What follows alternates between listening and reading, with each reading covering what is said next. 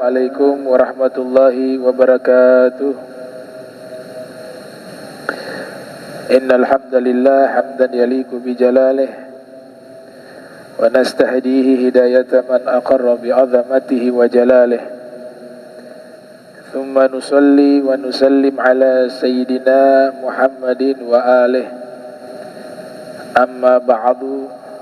Subhanak la ilma lana illa ma 'allamtana innaka antal alimul hakim. Rabbi ishrah li sadri wa yassir li amri wahlul 'uqdatam min lisani yafqahu qawli wasadid lisani wa hadi qalbi bihaqqi sayyidina Muhammadin sallallahu alaihi wa alihi wasallam. Ya man huwa fi 'uluwihi kain, ya man huwa fi fi'li hamid, ya man huwa fi majri matin. Allahumma akrimna bi nuril fahmi wa akhrijna min zulumatil wahmi warzuqna fahman nabiyyin wa hifdzal mursalin wa ilhama malaikatil muqarrabin. Rabbana zidna ilman wa fahma wa akla ya akramul akramin bihaqqi sayyidina Muhammadin khatamil anbiya'i wal mursalin. Ya Rahmanir Rahim. Wa sallallahu ala sayyidina Muhammadin wa ala alihi wa sahbihi wa barak wa sallam. Walhamdulillahi rabbil alamin. Qala al-musannif rahimahullah wa radiyallahu ta'ala anhu wa ardah wa nafa'ana bihi wa bi'ulumihi wa amaddana bi asrarihi wa a'adana min barakatihi fi darain. Radiyallahu ankum ila an qala وروينا في كتاب ابن سني عن عبد الله ابن أبي أوفى رضي الله عنهما قال كان رسول الله صلى الله عليه وآله وسلم إذا أصبح قال أصبحنا وأصبح الملك لله عز وجل والحمد لله والكبرياء والعظمة لله والخلق والأمر والليل والنهار وما سكن فيهما لله تعالى. اللهم اجعل أول هذا النهار صلاحا وأوسطه نجاحا وآخره فلاحا يا أرحم الراحمين. Alhamdulillah, puji syukur kehadirat Allah, salawat salam senantiasa tercurahkan kepada junjungan mulia Nabi Yuna Muhammad sallallahu alaihi wa alihi wasallam beserta seluruh kerabat beliau, sahabat beliau dan umat beliau yang senantiasa melaksanakan ajaran beliau hingga akhir masa nanti. Ya, sama-sama kami muliakan seluruh imam Masjid Al-Munawwar, wabil khusus Al-Ustadz Haji Aswin, wal Ustadz Jamal, wal Habib para habaib, wal Habib Alwi Albar, wa seluruh hadirin hadirat yang insyaallah dirahmati Allah subhanahu wa ta'ala.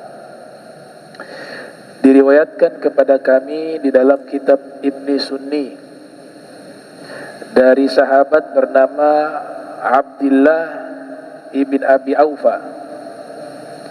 Beliau mengatakan adalah Rasulullah sallallahu alaihi wasallam apabila tiba waktu pagi beliau berdoa, asbahna wa asbahal mulku lillah azza wa jalla walhamdulillah wal kibriya'u wal 'azamatu lillah wal khalqu wal amru wal lailu wan naharu wa ma sakana fihima lillahi ta'ala. Allahumma ij'al awwala hadzal nahari salaha wa awsatahu najaha wa akhirahu falaha ya arhamar rahimin. Ini doa yang biasa dibaca oleh Rasul sallallahu alaihi wasallam ketika di waktu pagi, ya, idza asbaha, ya, yaitu di waktu pagi. Hadis ini diriwayatkan oleh Imam Ibnu Sunni yang sanadnya bersambung kepada sahabat yang bernama Abdullah ibn Abi Aufa. Nah, beliau sahabat yang nisbat kepada suku Aslam ya. Ada satu qabilah namanya qabilah Aslam yang ada di Hijaz, sehingga dinisbat dengan namanya Al-Aslami.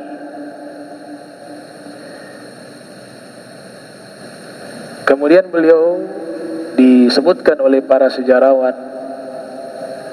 seperti Al-Hafidh Ibn Hajar Al-Asqalani dalam kitab Al-Isabah fi Tamyiz Sahabah, juga disebutkan oleh Ibn Abdul Bar dalam kitab Al-Isti'ab, dan juga disebutkan oleh Al-Imam Ibn Athir dalam kitab beliau Usudul Ghabah fi Ma'rifati Sahabah,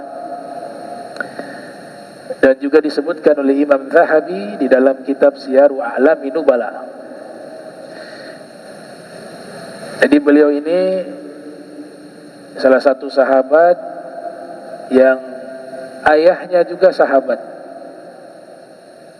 Jadi kalau kita membaca kitab-kitab hadis di mana setelah nama mereka itu ada doa ya, radhiyallahu anhu. Ada kalanya juga doa tersebut dengan sighah radhiyallahu anhuma. Itu memiliki arti bahwa ketika yang muslim dan menjadi sahabat hanya dirinya sendiri, itu didoakan dengan radhiyallahu anhu. Anhu itu artinya semoga Allah meridhoi ya, radhiyallahu anhu kepada dirinya. Dirinya satu orang. Itu menunjukkan bahwa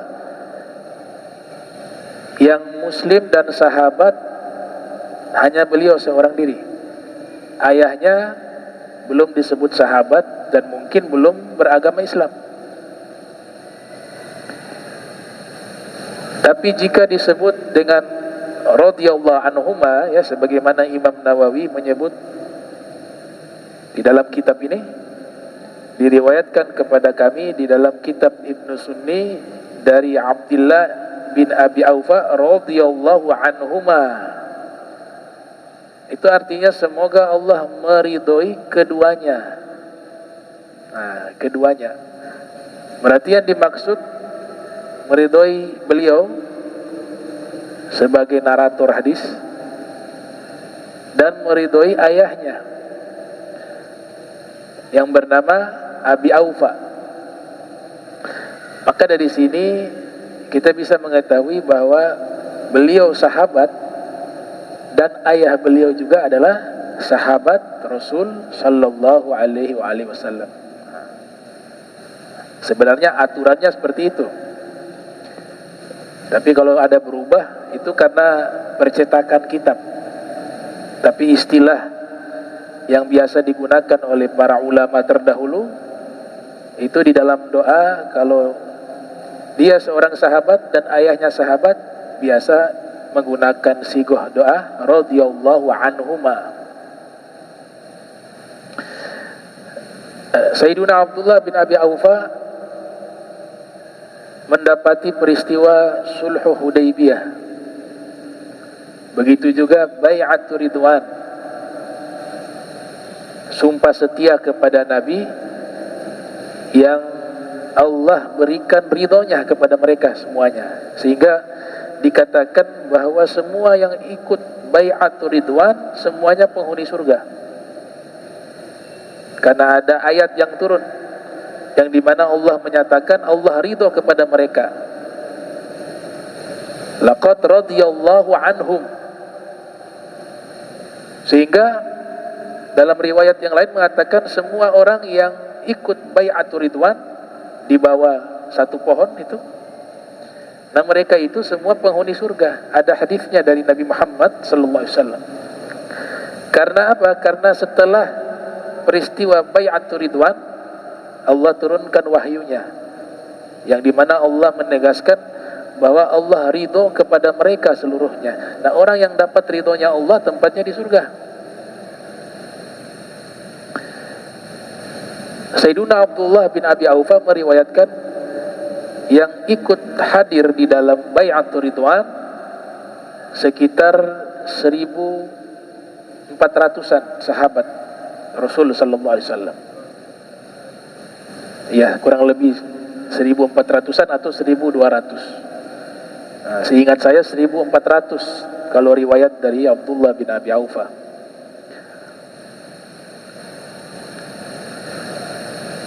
Nah, beliau ikut bersama Nabi sallallahu alaihi wasallam setelah beliau memeluk agama Islam di semua peperangan bersama Nabi. Al-masyahid kullaha. Ya, al-masyahid kullaha. Beliau hadir di semua peperangan bersama Rasul sallallahu alaihi wasallam. Beliau diberikan kunyah Abu Ibrahim.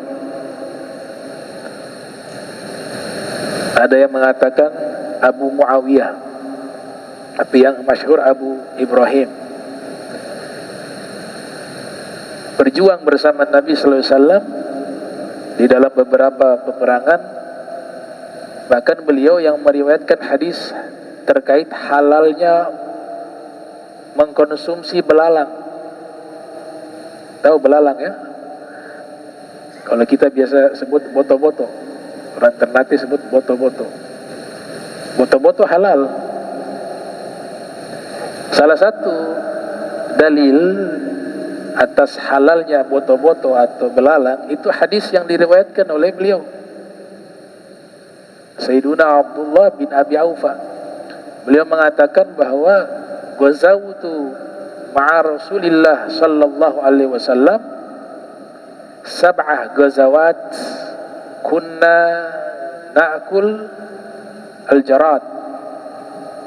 Al-jarad artinya belalang, yang artinya saya ikut bersama Nabi di 7 peperangan, dan pada waktu itu kami memakan belalang. Jadi makanan waktu itu yang ada hanya belalang waktu itu. Makanlah itu belalang. Ini menandakan bahwa belalang hukumnya halal. Dan hadis ini diriwayatkan oleh Imam Sufyan Ats-Tsauri yang lahir tahun 97 Hijriah, wafat 161 Hijriah. Juga hadis ini diriwayatkan oleh Imam Sufyan ibn Uyainah. Beliau juga hadir dalam peperangan namanya Ghazwatul Hunain. Bahkan beliau di bagian sa'iduh, bagian lengan beliau itu ada bekas luka. Ada yang bertanya, itu bekas luka apa di lenganmu? Beliau mengatakan, ini bekas luka waktu saya ikut perang bersama Nabi. Ceritanya Rasulullah telah wafat. Ada yang bertanya kepada beliau, lengannya luka. Maka beliau jelaskan, ini lengan saya luka sebab saya ikut jihad bersama Nabi di perang namanya Ghazwatul Hunain, yang nanti di tempat itulah Nabi mikot untuk umroh di Ji'aronah. Nah, artinya beliau hadir di Ghazwatul Hunain. Semasa Nabi hidup sallallahu alaihi wasallam di kota Madinah, beliau selalu menemani bersama Nabi, berkumpul bersama Nabi sallallahu alaihi wasallam. Bahkan beliau ini dan ayah beliau diceritakan oleh Imam Az-Zahabi yang lahir 673 Hijriah, wafat 748 Hijriah, di dalam kitab Siyar wa A'lamin Nubala, juga dalam kitab Tarikh Al-Islam, sering mengumpulkan zakat.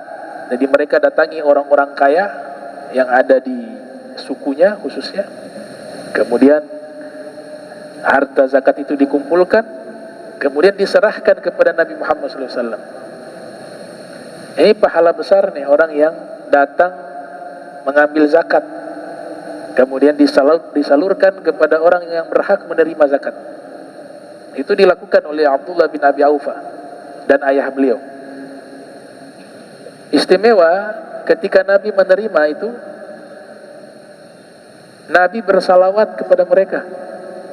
Biasanya kita kan bersalawat kepada Nabi. Nah, ini istimewanya, Nabi bersalawat kepada Abdullah bin Abi Aufa. Allahumma sholli ala ali Abdullah ibn Abi Aufa. Ya Allah, berikanlah salawat, kata Nabi, kepada keluarga Abdullah ibn Abi Aufa. Jadi salah satu orang yang mendapatkan salawat dari Nabi sallallahu alaihi wasallam. Salawat artinya doa, doa khusus. Ad-da'watu an-nabawiyah. Setelah wafatnya Nabi, banyak sahabat itu mereka galau, ya, sedih. Jadi kalau Nabi masih hidup, itu mereka hampir mengatakan begini: ketika kami hidup bersama Nabi, kami merasakan kehidupan bukan di dunia, tapi di surga. Kapan kami merasakan bahwa kami ini hidup di dunia? Setelah Rasulullah wafat. Setelah Nabi wafat, maka mereka baru sadar ternyata selama ini kami hidup di dunia. Coba bisa bayangkan bagaimana, ya, suasana indah itu berkumpul dengan Rasulullah sallallahu alaihi wasallam. Akhirnya ketika Rasulullah wafat, banyak sahabat yang mereka meninggalkan kota Madinah. Bukan karena mereka tidak betah tinggal di Madinah, ini kota suci, tapi mereka tidak kuat mengenang kenangan indah bersama Nabi sallallahu alaihi wasallam. Kalau mereka masuk ke masjid, yang mereka kenang ada Nabi. Mereka jalan di satu tempat yang biasa Nabi lewati, selalu terkenang kenangan indah mereka bersama Rasulullah sallallahu alaihi wasallam. Akhirnya banyak sahabat yang mereka hijrah dengan motif yang bermacam-macam.